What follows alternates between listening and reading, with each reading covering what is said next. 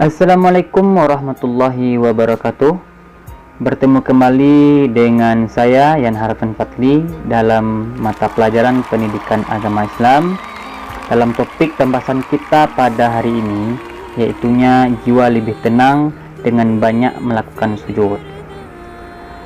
Kompetensi dasar dalam pembahasan ini adalah yang pertama, memahami hikmah sujud syukur, sujud sahwi, dan sujud tilawah.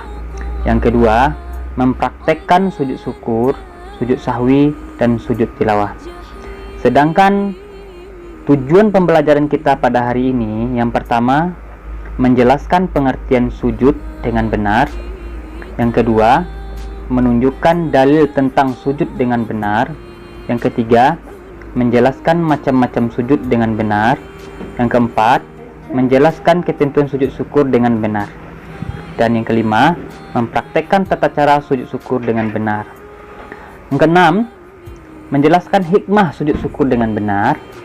Menjelaskan ketentuan sujud sahwi dengan benar.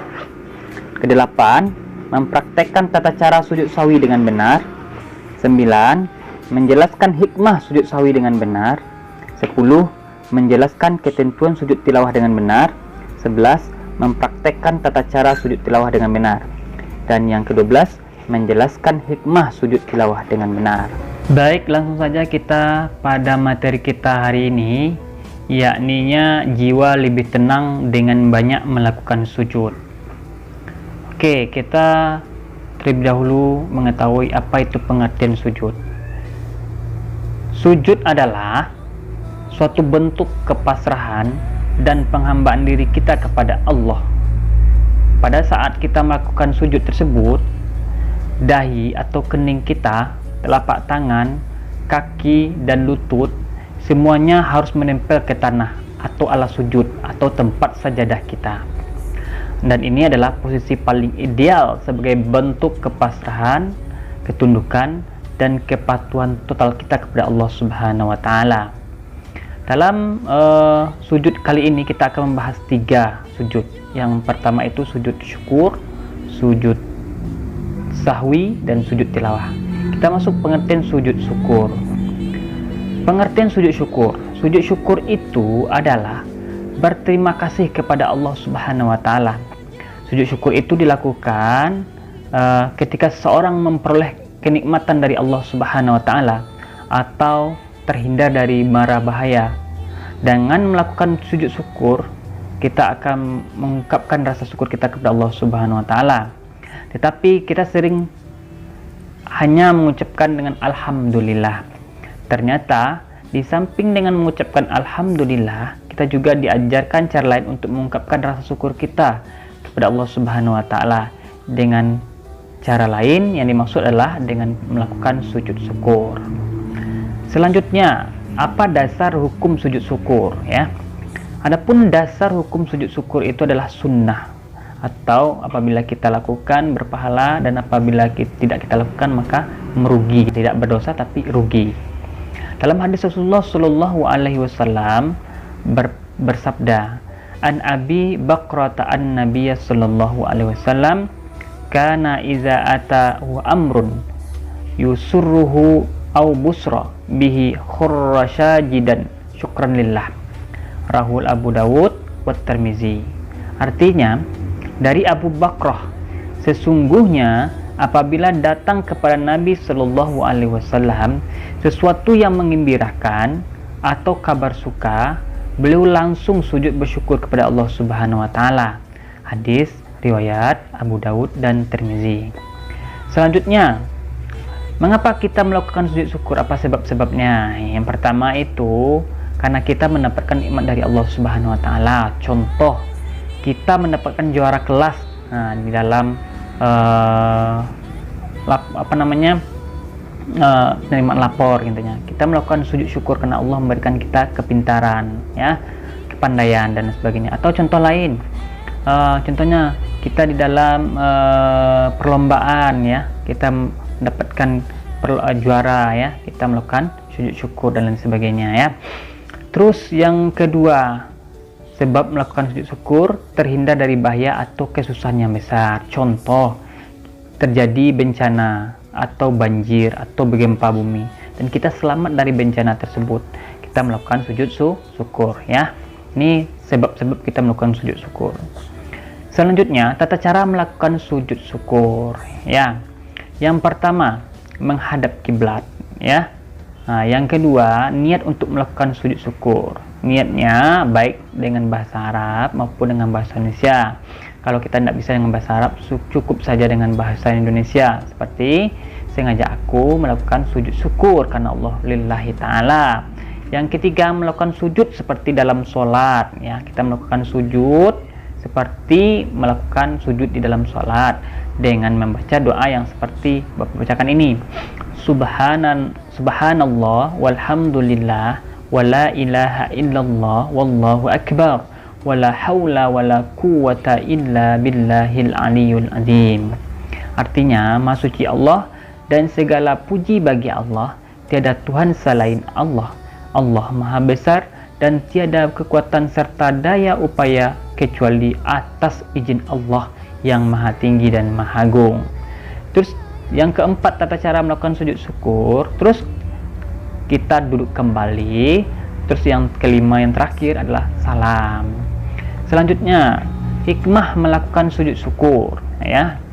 Yang pertama, orang yang mendapatkan nikmat dan kelebihan kalau tidak berhati-hati, hati dapat lupa diri sehingga menjadi angkuh atau sombong. Jadi pengingat kita bahwa nikmat yang dapatkan ini adalah dari Allah Subhanahu wa taala. Terus yang kedua, memperoleh kepuasan batin berkaitan dengan anugerah yang diterima dari Allah Subhanahu wa taala. Ini kesenangan batin kita, dan kita merasa bangga, merasa senang ya dengan adanya nikmat dari Allah Subhanahu wa taala, atau kita terhindar dari mara bahaya, dan ini merupakan nikmat dari Allah Subhanahu wa taala. Allah yang melindungi kita. Kita melakukan sujud syukur dengan merasa puas batin kita, berterima kasih kepada Allah Subhanahu wa taala. Terus yang ketiga, merasa dekat dengan Allah sehingga memperoleh bimbingan dan hidayahnya. Dengan adanya nikmat, dengan hidayah adanya kita dihindarkan dari mara bahaya, kita merasa dekat dengan Allah Subhanahu wa taala, bahwasanya Allah yang mengatur itu semuanya, Allah yang memberikan itu semuanya. Terus yang keempat, memperoleh tambahan nikmat dari Allah Subhanahu wa taala dan selamat dari siksanya ya. Jadi sama juga dengan di atas ya. Kalau dapat nikmat, terus kalau terhindar dari mara bahaya. Terus yang kedua, kita akan membahas sujud sahwi ya. Apa itu sujud sahwi? Sujud sahwi itu adalah sujud yang dilakukan karena kita lupa atau ragu-ragu di dalam sholat. Sujudnya 2 kali dan dilakukan setelah membaca tahiyat akhir sebelum salam. Dasar melakukan hukum sujud sahwi adalah sunnah ya, seperti mana sujud syukur. Apabila kita kerjakan dapat pahala, apabila kita tinggalkan tidak berdosa tapi rugi ya, karena ini sunnah itu berpahala ya, banyak pahalanya. Dalam hadis Rasulullah Shallallahu Alaihi Wasallam, Nabi bersabda, An Abi Sa'idin Khudri qala Nabi Sallallahu Alaihi Wasallam, iza syakka ahadukum fi salatihi falam yudrikum shalla salasan aw arba'an falyatrah asyakka wal bain ala mas tayqana summa yasjidu sajdatain qabla ayyusallimu, rawal Ahmad wa Muslim. Artinya, dari Abu Sa'id Al-Khudri, Nabi Shallallahu Alaihi Wasallam bersabda, apabila salah seorang di antara kamu ragu dalam sholat, apakah ia sudah mengerjakan 3 atau 4 rakaat, maka hendaklah dihilangkan keraguannya itu dan diteruskan sholatnya menurut yang dia yakini. Kemudian hendaklah sujud 2 kali sebelum sholat. Hadis riwayat Ahmad dan Muslim. Lanjut, sebab-sebab kita melakukan sujud sahwi. Yang pertama, lupa meninggalkan salah satu rukun ya, seperti melakukan ruku, i'tidal atau sujud. Ini lupa melakukan rukun sholat yang 13 ya nak ya. Terus yang kedua, lupa atau ragu jumlah rakaat. Kita lupa ini rakaat yang ketiga atau rakaat keempat ya. Nah, ini melakukan sujud sahwi. Terus yang ketiga, lupa membaca doa kunut. Nah, ini yang memakai mazhab Imam Syafi'i. Kalau kita di Indonesia banyak memakai Imam Syafi'i ya. Apabila di sholat subuh, apabila kita lupa melakukan doa kunut di saat sholat subuh, maka kita melakukan sujud sahwi ya, bagi yang mazhab Imam Syafi'i. Terus yang keempat, lupa melakukan tasyahud awal. Yang terakhir, kelebihan atau kekurangan dalam jumlah rakaat. Lanjut tata cara dalam sujud sahwi. Yang pertama, setelah kita selesai membaca tahiyat akhir, langsung kita sujud lagi dengan membaca Subhana man la yanamu wa la yashu. Artinya, Maha Suci Allah yang tidak tidur dan lupa. Terus bangun dari sujud disertai dengan mengucapkan takbir. Terus yang ketiga, kemudian duduk sebentar lalu takbir dan dilanjutkan sujud lagi dengan doa yang sama yang seperti Bapak bacakan di atas, Subhana man la yanamu wa la yashu. Terus yang keempat, duduk kembali dan diakhiri dengan salam. Terus hikmah melakukan sujud sahwi ya, sebagaimana kita manusia, kita tempatnya salah dan lupa. Jadi kita dengan melakukan sujud sahwi, kita merasa diri kita ini adalah terbatas, tempat salah dan lupa. Kita minta maaf kepada Allah Subhanahu wa taala. Kita minta ampun kepada Allah Subhanahu wa taala dengan kita melakukan sujud sahwi. Dan juga kepada manusia, kalau kita berasa ada salah, minta maaf. Kalau orang ada salah sama kita, kita maafkan. Itu hikmah dalam melakukan sujud sahwi. Terus yang ketiga, pembahasan kita hari ini yaitu sujud tilawah.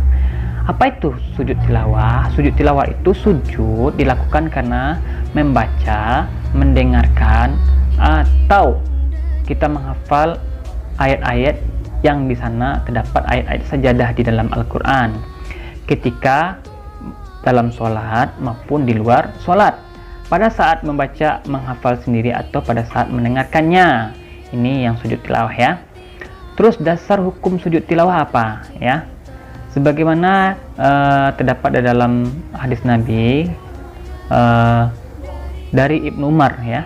Ani bin Umar an-Nabi sallallahu alaihi wasallam kana yaqra'u alaina al-Qur'an fa idza mara bis sajadati kabura wa sajadana ma'ahu. Artinya dari Ibnu Umar, sungguhnya Nabi sallallahu alaihi wasallam pernah bersabda, Nabi pernah membaca Al-Quran di depan kami. Ketika bacanya sampai pada ayat sajadah, beliau takbir lalu sujud, maka kami sujud bersama-sama beliau. Hadis riwayat Tirmizi. Terus apa sebab-sebab melakukan sujud tilawah? Sebab melakukan sujud tilawah itu karena kita membaca, mendengarkan bacaan Al-Quran yang menemukan ayat-ayat sajadah di dalamnya, baik pada saat sholat maupun di luar sholat. Adapun ayat-ayat sajadah yang ada di dalam Al-Quran berjumlah 15 ayat ya. Yang pertama itu terdapat dalam surat Al-A'raf ayat 226, dan coba Anda baca itu dari nomor 1 sampai nomor 15, sampai yang terakhir itu dalam surat Al-Alaq ayat 19 ya. Anda pause ini, Anda catat ini ayat-ayat dalam surat Al-Quran yang terdapat ayat-ayat sajadah. Terus syarat sujud tilawah. Syarat melakukan sujud tilawah itu ada yang pertama, suci dari hadas dan najis. Yang kedua, menghadap kiblat. Yang ketiga, menutup aurat ya. Terus rukun sujud tilawah ya, yang tidak boleh tinggal dalam sujud tilawah. Yang pertama itu adalah niat. Yang kedua, takbiratul ihram. Yang ketiga, sujud satu kali dengan diawali bacaan takbir. Yang keempat, duduk setelah sujud dengan tumaninah tanpa membaca tasyahud. Terus yang kelima, salam ya. Tata cara dalam melakukan sujud tilawah itu ada dua macam. Yang pertama di luar sholat, yang kedua di dalam sholat. Di luar sholat gimana caranya? Yang pertama itu berdiri dan menghadap kiblat. Yang kedua berniat melakukan sujud tilawah. Yang ketiga takbiratul ihram. Yang keempat sujud satu kali dengan membaca sajada wajhiya lillazi khalaqahu wa saqqa sam'ahu wa basarahu bi qawlihi wa quwwatihi. Artinya, aku bersujud kepada Tuhan yang menjadikan diriku, Tuhan yang membukakan pendengaran dan penglihatan dengan kekuasaannya. Terus yang selanjutnya duduk sejenak, terus terakhir salam. Ini di luar sholat. Selanjutnya yang di dalam sholat. Adapun cara melakukan sujud tilawah di dalam sholat adalah pada saat kita sedang berdiri dalam sholat, membaca ayat sajadah atau imam membaca ayat sajadah, kita langsung melakukan sujud 1 kali dengan membaca doa seperti yang Bapak bacakan di atas. Sajada wajhiya lillazi khalaqahu wa saqqa sam'ahu wa basarahu bihaulihi wa quwwatihi. Terus doa sujud yang seperti itu dibaca. Setelah itu selesai melakukan sujud tersebut, kita langsung berdiri lagi dan melanjutkan sholat kembali seperti biasa ya. Berdiri kita lagi ya, melakukan rukuk, sujud dan sebagainya seperti sholat biasa. Terus hikmah melakukan sujud tilawah. Apa hikmahnya? Yang pertama, kita dijauhkan dari godaan setan yang terkutuk, karena setan di saat Allah menyuruhnya untuk bersujud dia nggak mau ya. Ini kita menyelisih setan. Di sini setan akan merasa bersalah banget karena manusia kalau diperintahkan sujud oleh Allah dia akan melakukan sujud. Yang kedua, lebih menghayati bacaan dan makna Al-Quran. Dan ketika kita sujud itu kan nanti ada ayat-ayat yang memerintahkan kita sujud. Maka dengan kita mengerti, menghayati bacaan dan makna Al-Quran yang sedang dibaca, maka kita akan merasa sangat khusyuk.